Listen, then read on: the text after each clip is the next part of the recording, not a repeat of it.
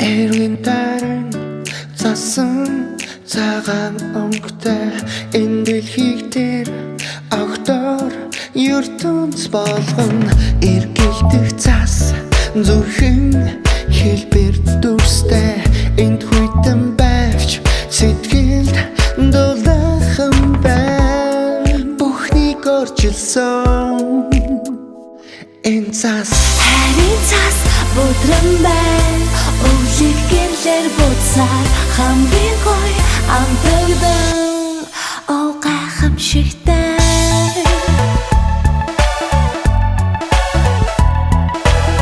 харин цас бүдрэн байна өвлөг гэрлэр буцаар хамгийн гоё амтагдан